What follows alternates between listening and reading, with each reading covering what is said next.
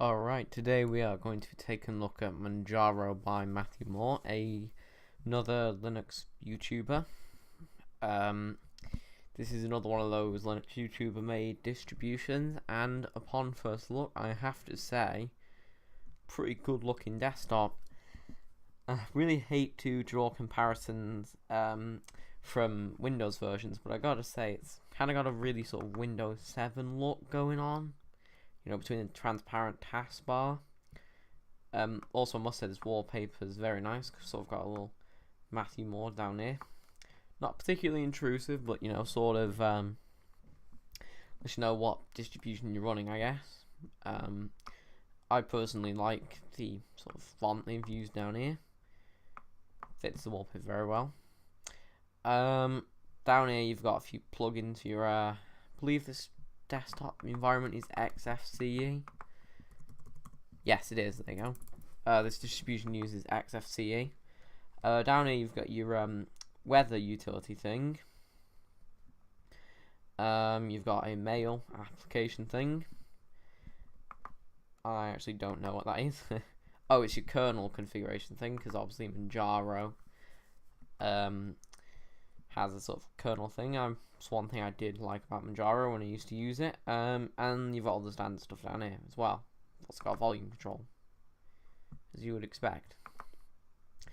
Now this theme that's used here is sort of custom thing. I believe it's called New Mix by Matthew Moore. And I gotta say, very nice theme, seriously. I may actually use this in my lounge Ubuntu. It's that good. Or perhaps not. You can get it from his Google Drive if you're interested in running this theme on your distribution. Let's look at some of the apps he's included then. In your accessories, pretty standard stuff. Mousepad, it's a pretty good text editor. Your notes app, suppose you need that. A orange global time shows clocks from different countries. I'm not sure why you'd need that, but fair enough, I suppose.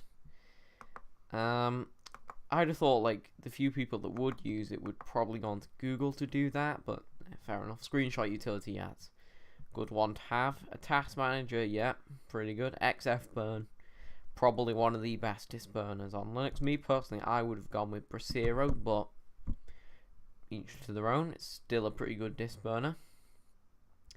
In your development, you've got a few development utilities. I believe the Qt4 thing comes with Manjaro, possibly. It's been a while since I've actually used Manjaro, so I don't remember. So I've got GUI designer if you want that. Your educational, you've really got LibreOffice Math, fair enough. Now the game section is where this distribution starts to become a little bit on the bloated side. It reminds me faintly of Zorin OS Ultimate, in that it's got everything you could possibly need and then some. Really, with distributions, I wouldn't be including games, because for one, usually they're the largest file size of any application on Linux.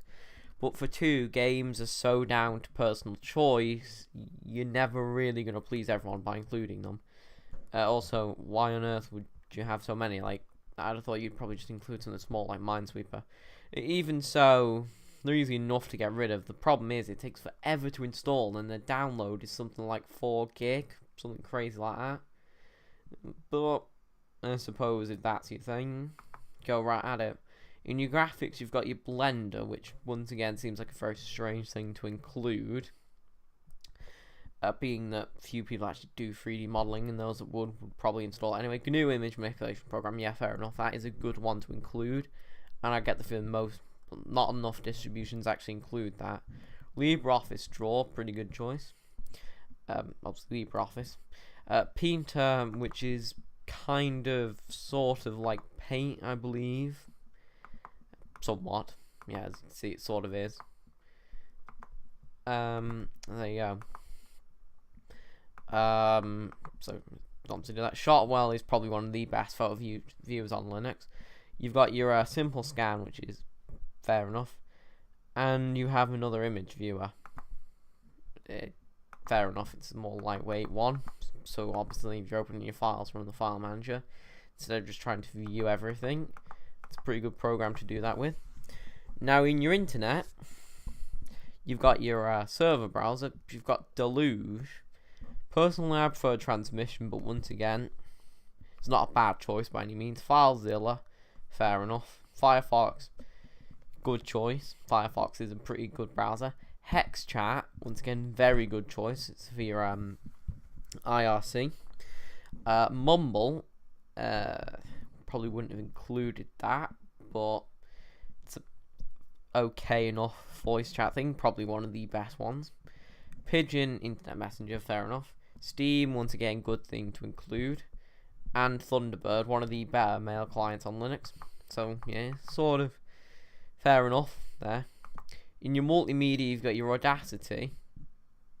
Probably wouldn't have included that either, because not everyone's going to want to record something, but fair enough. Your Cheese, yeah, pretty good choice. Gnome M Player, that would be good, but down here they've included another media player. I have no idea why you would include two, but okay. A music player, another video player, okay. We would include Cheese. But fair enough. Handbrake for transcoding things, once again. I probably wouldn't have included that. K3B. I don't believe I've ever heard of K3B. What is it? It's a disk burner, it seems. Oh, KDE burning tool. Once again, not quite sure why I'd include that or XF burn, but perhaps it does something different. I don't know. Even still. Oh yeah, we were in the multimedia. We've done that.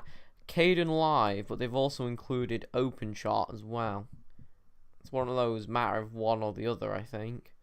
Kodi would have been, it's okay. It's not a bad thing to include, but people probably aren't going to be using that unless it's a media center distribution. But okay, fair enough.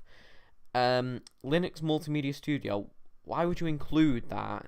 I mean, the amount of people that are actually going to be composing music on Linux, I imagine, being quite small. But whatever, yeah. Media information, yeah, it's a pretty good thing to include. Pulse audio volume control obviously uses pulse audio. Rhythm Box, pretty good media player. Certainly the default one in Ubuntu, so you know, and other GNOME distributions, it's not bad. Simple screen recorder, yeah, fair enough. It's basically a similar idea to including a screenshot tool. A GUI for FFmpeg. No, I've no FFmpeg is, but I've never seen a GUI for it. Oh, it's another but wait, hang on a minute. Fair enough inclusion, I suppose. Now in your Office, you've got a dictionary, the full LibreOffice suite, a calendar, obviously the global time thing again, and a PDF viewer. Yeah, it's all fair enough things to include. Just close that off. In your settings, you've got all the usual stuff. Adobe Flash player. Fair enough. There are still loads of older sites that still use that, so that's a pretty good thing to be including. And in your system, there's nothing really here we've not seen already. Let's have a look at some of the wallpapers they've included, because as you see, they've included this one. Pretty nice. Yeah, you got yourself a pretty good set of wallpapers in there. Most of them Manjaro themed. Yeah, not bad. Yeah, all in all, it's a pretty good distribution, I will say. Looks fabulous, got everything you'd need, but feels a little bit too bloated for my taste, personally. Like, it's a good distribution, don't get me wrong, but there seems to be a lot of applications that do the same thing. Lots of things that I wouldn't have included because not everybody really is likely to use them. I don't know. Seems like a similar issue that some other Linux distros have had in the past, but technically this still is in beta, and I ain't judging it off that. But I suppose, you know, if you don't mind a distribution with like programs to do everything you could physically want to do out of the box, it's a good distribution. I'll leave a link in the description. I do recommend you check it out, despite my complaints. It is a nice distro. I will also leave a link in the description to the new mix by Matthew Moore theme, in case you want to install that on your distribution. And, well, thanks for watching. Please like, comment, and subscribe, and I'll see you in the next video.